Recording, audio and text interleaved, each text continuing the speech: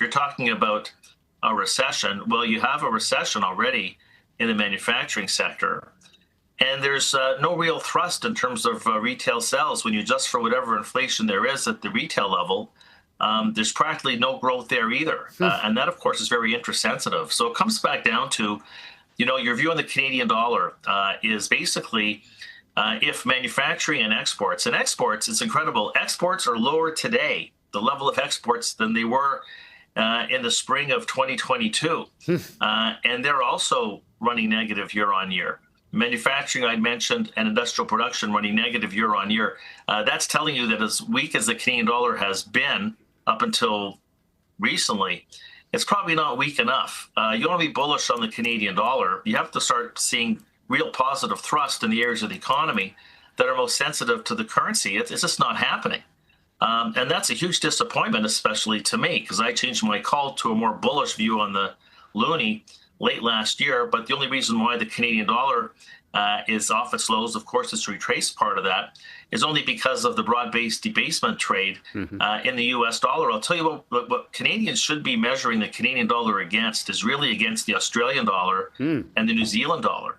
And it's not because we do a lot of trade with those countries, but those are our, commodity-oriented brethren.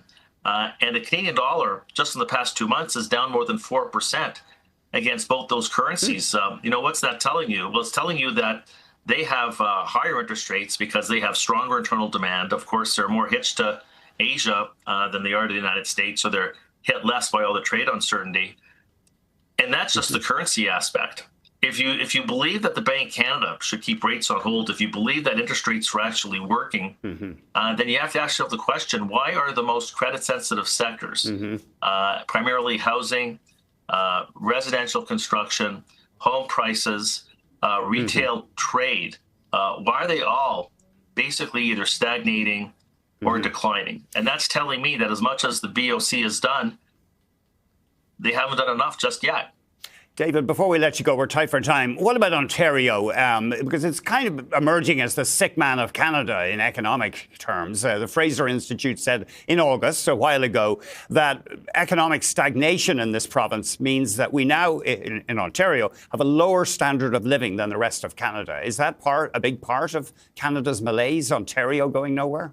Well, look, Ontario's the poster child for the deterioration in trade relations with the United States. There's no other province that has that sensitivity to manufacturing, which I said is in recession. And there's no other province that has such close economic ties with the United States. So that's really the big problem for the Ontario economy. We're not resource oriented. There's been obviously a bull market in most resource prices. Well, that's not what Ontario is about. Ontario is a manufacturing hub with tremendous export sensitivities to the United States, and that's why the province has been penalized. We'd better jump, David, but your message to Tiff Macklem, start cutting again, or think about it strongly. David, thank you very much indeed for joining us. David Rosenberg, Thank you, Andy. founder and president of Rosenberg Research.